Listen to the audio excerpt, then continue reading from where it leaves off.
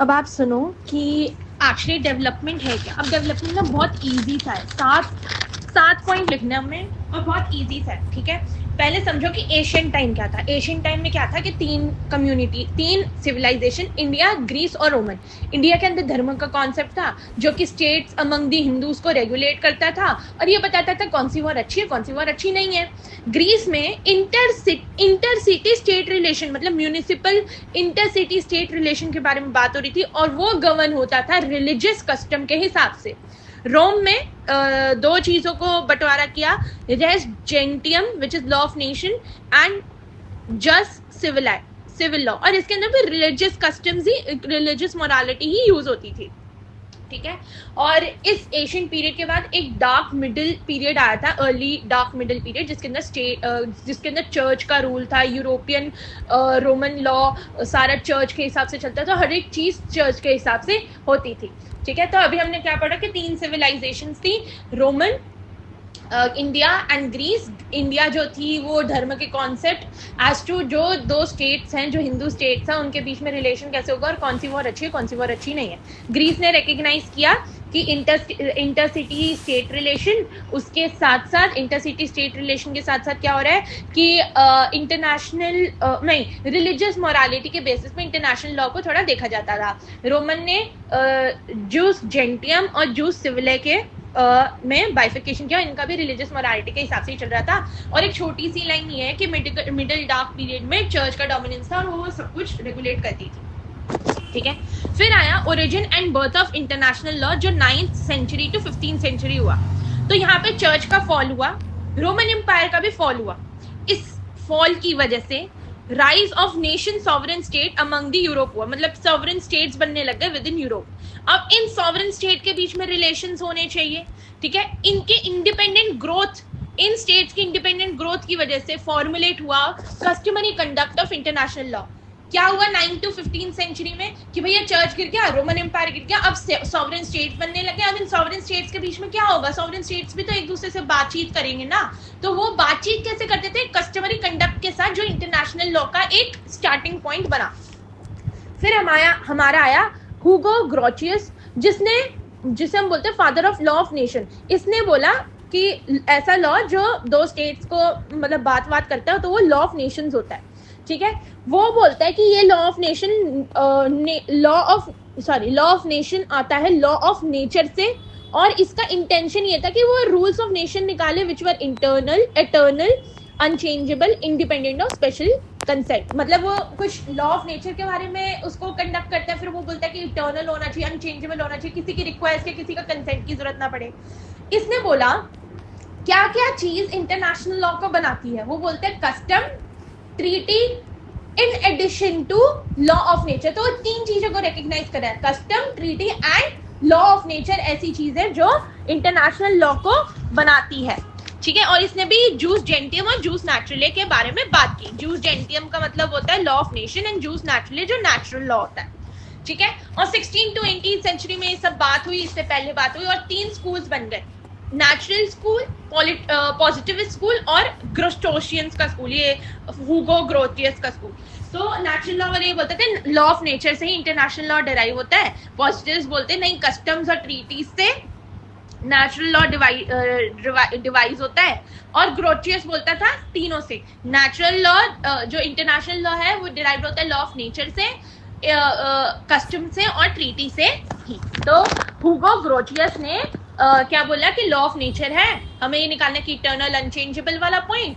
फिर juice natural and juice जेंटियम के बारे में इसने बोला। फिर बोला कस्टम, ट्रीटी और लॉ ऑफ नेचर से आता है। फिर तीन स्कूल्स बने, नेचुरल, मैं सब लॉ ऑफ नेचर के बारे में बात करता हूँ, पॉजिटिविस्ट, कस्टम्स और ट्रीटी ने इंटरनेशनल लॉ को पढ़ाया है, और ग्रोचोटियस तीनों चीजें ही चाहिए होती हैं। फिर आया 19th सेंचुरी। 19th सेंचुरी में क्या था कि बेंथम ने कॉइन कर दिया कि इंटरनेशनल लॉ का टर्म, कि ऐसा लॉ जो दो स्टेट्स को रेगुलेट करता है वो इंटरनेशनल लॉ कहलाएगा। अब इस जो 19th सेंचुरी था ना, इसमें बड़े सारे कॉन्फ्रेंसेस हुए, इंटरनेशनल कॉन्फ्रेंसेस हुए, नए रूल्स बने रिगार्डिंग वॉर के, नए रूल्स बने, डिप्लोमेटिक इम्यूनिटीज जैसे वॉर जैसे रूल्स, मैरिटाइम रूल्स, ठीक है, जिनेवा कन्वेंशन, हेग कन्वेंशन, इस सब में हुआ, ठीक है। बट ये जो हमारी डेवलपमेंट सेंचुरी में दिख रही थी ये more specific to European centric थी बहुत ज्यादा। It was after world war one कि हमें समझ में आया कि नहीं सिर्फ यूरोपियन सेंट्रिक नहीं, हमें और आगे बढ़ना पड़ेगा, वाइडली इंटरप्रेट करना पड़ेगा इन कॉन्फ्रेंसेस को, इन कन्वेंशंस को। तो 20th सेंचुरी में वर्ल्ड वॉर वन हुई। आपको पता है वर्ल्ड वॉर वन क्यों हुई? मेरे को तो नहीं पता है, ठीक है। तो वर्ल्ड वॉर वन हुई, उसके अंदर फिर एस्टैब्लिश हुआ लीग ऑफ नेशन 1919 में, और permanent court of international justice, permanent court of international justice.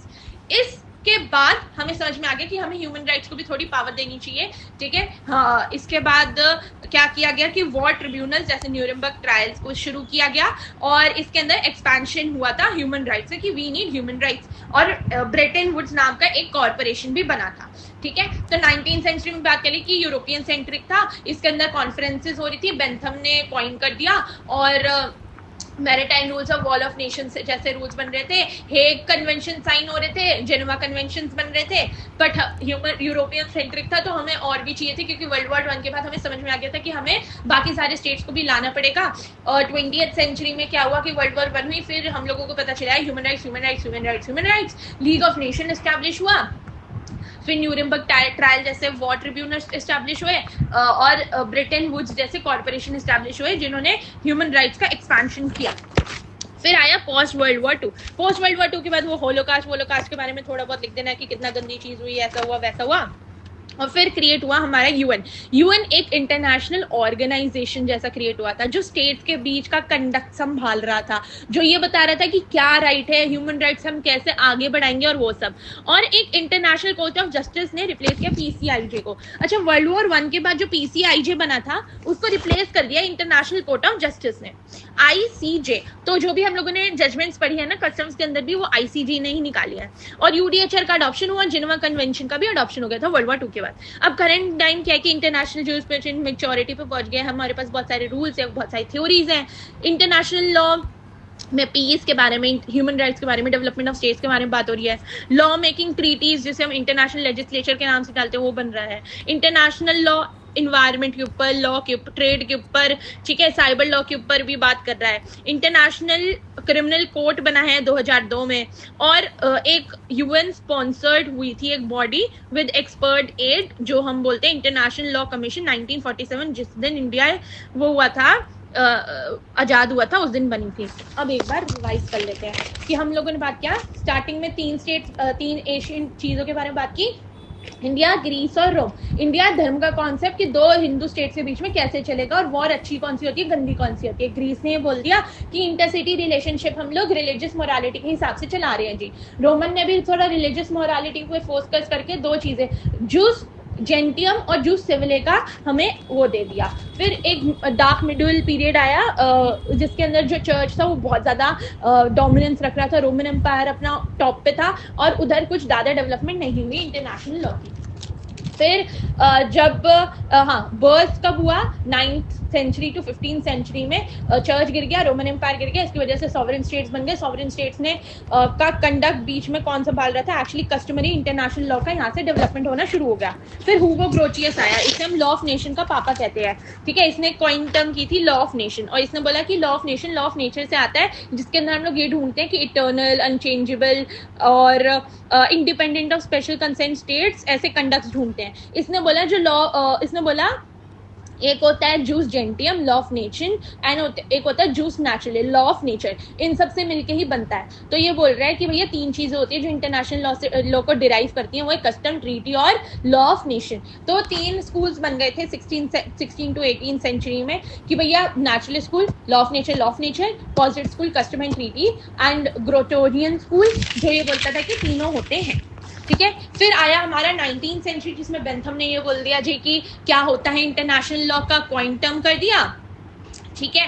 फिर 19th सेंचुरी में कॉन्फ्रेंसेस होने लग गई, ठीक है, वॉर से रिलेटेड प्रोविजंस बनने लगे इंटरनेशनल लॉ में, कॉन्फ्रेंसेस लाइक जिनेवा कन्वेंशन, ठीक है, या हेगू कन्वेंशन, डिप्लोमेटिक इम्यूनिटीज बनने लगी। बट हमने ये देखा कि ये बहुत यूरोपियन सेंट्रिक थी, क्रिश्चियन स्टेट सेंट्रिक थी, और क्या फिर हमें समझ में आया कि no, we need a wide interpretation of it world war one के बाद in 20th century. World war one हुई ये 20th सेंचुरी में, उसका रीजन लिख देना, तुम्हें रीजन पता है मेरे को भी बता देना, ठीक है। फिर क्या हुआ, एस्टैब्लिश हुआ league of nation, permanent permanent international justice, permanent court of international justice, फिर और क्या हुआ था, हाँ न्यूरमबर्ग ट्रायल जैसे वॉर ट्रिब्यूनल्स, ब्रेटन वुड जैसे कॉरपोरेशन, और ह्यूमन राइट्स का एक्सपेंशन होने लग गया। वर्ल्ड वॉर 2 में हम लोगों ने देखा कि बहुत ज़्यादा होलोकास्ट हो रहा था, बहुत गंदी गंदी चीज़ें, ह्यूमन राइट्स ब्ला हो गए थे।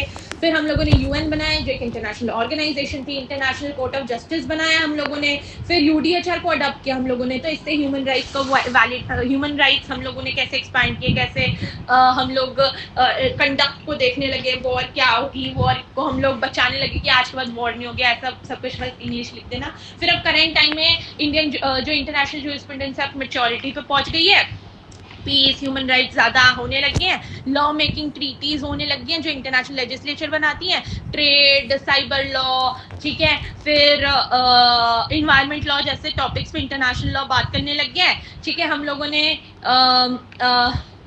और क्या है, हाँ इंटरनेशनल क्रिमिनल कोर्ट को इस्टेब्लिश किया है, और यूएन ने एक स्पॉन्सर की थी एक बॉडी को विद एक्सपर्ट एड जो इंटरनेशनल लॉ कमीशन बनी है 1947 की। बस